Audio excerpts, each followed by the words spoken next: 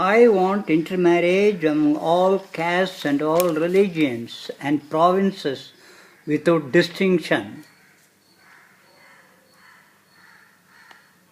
I would even suggest international marriages. Nothing else will solve our communal and caste difficulties. We may say down with communalism, but we cannot do it unless we freely encourage intermarriages among all communities of the world. See how great Rajaji is.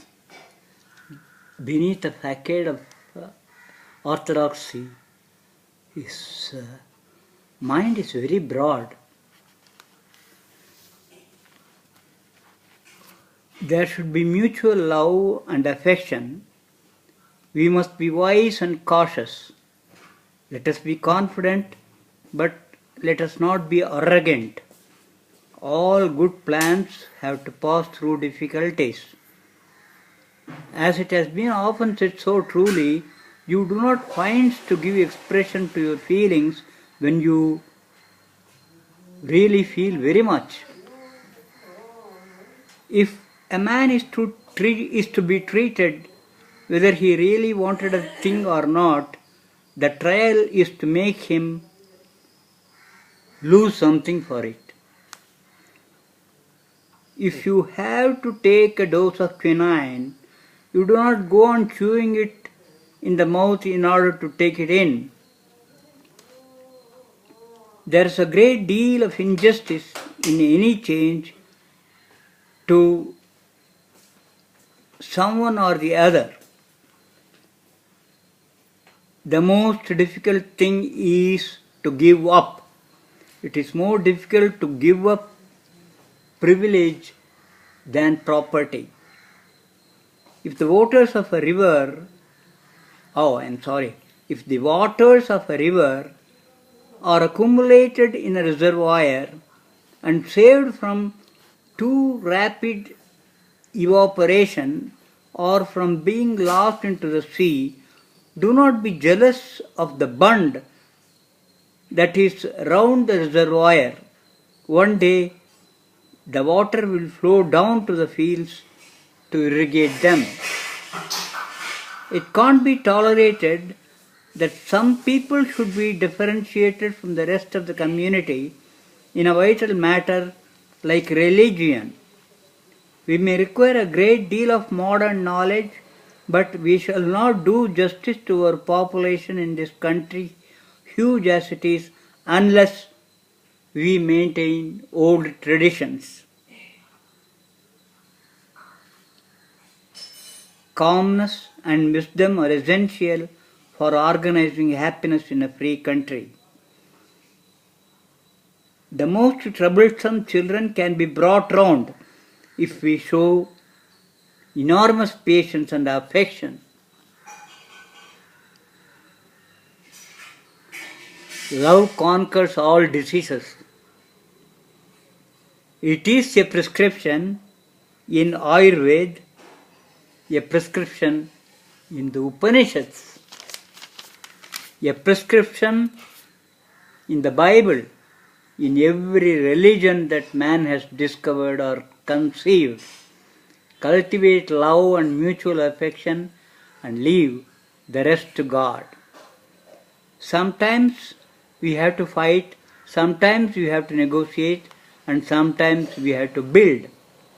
The worst of us can become good if we all pray to God and make up our minds.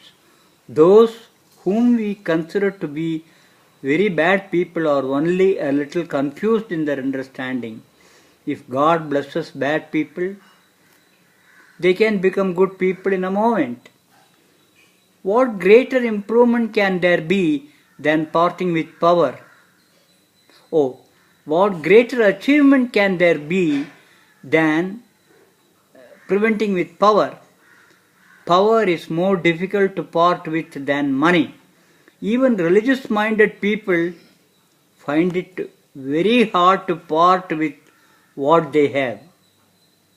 I am talking about sages. I am talking about saints. They cannot give up power.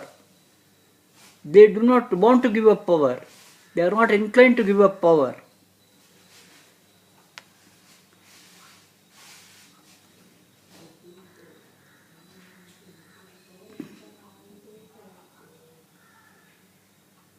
What has happened has happened. No one should imagine it is anything out of the way. It is both natural and right.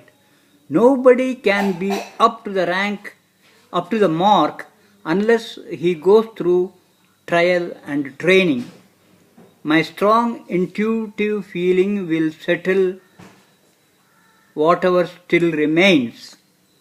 It is the desire after all that produces the result. Blessings serve some purpose. They encourage and inspire, but it is only one's own strength and one's own character which ultimately will have to accomplish things.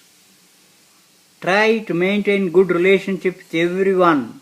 Do not let power intoxicate you. In life, you must cultivate the capacity to think rightly, to act properly, and to be alert always. Education is not filling your kit bag with all that you want in life. If we constantly remind ourselves of happiness and contemplate happiness, we will create happiness even without our knowing it.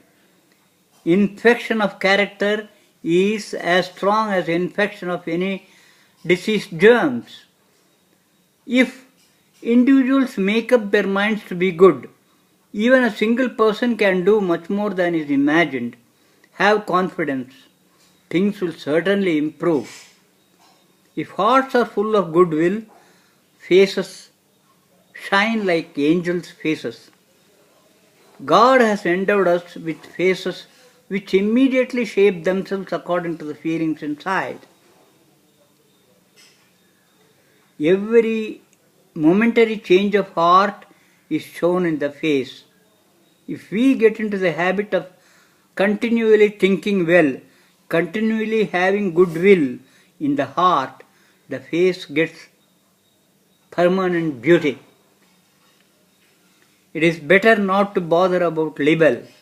Hereafter, in the measure that our country produces beautiful things, in that measure alone will country be great. Let us not fight about differences. Rather, let us concentrate on the points of agreement and carry on our work with hope, faith and courage.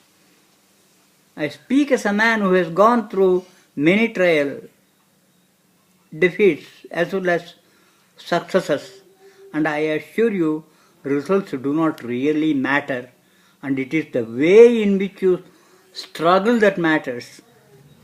Never was it more actually realized that no effort to improve conditions through laws or through administrative direction can bear fruit unless the moral sense of the intelligentsia is quickened. Precepts lose all meaning if repeated too often. An ounce of practice is worth a pound of theory. We are imitative by nature. Not only in the early and impressionable years, but throughout life, we automatically copy the ways of those we admire. The grand secret of social happiness lies in the cultivation of sympathy and unselfishness as an automatic reaction and attitude on the part of men and women on all occasions. The need for cleanliness of mind is as great as, if not greater than, physical sanitation, and we must aim at spreading this habit of cleanliness of mind as a part of enlightened statecraft as essential as physical public hygiene, which is the concern of health ministries. Alas, we lack it. Citizenship is a pattern of individual conduct which alone can help democracy to produce social happiness. It is only fools that hate each other. Do not think of other people's faults. Every man must try himself to be good. Let past passions, follies, and hatreds be buried once and for all.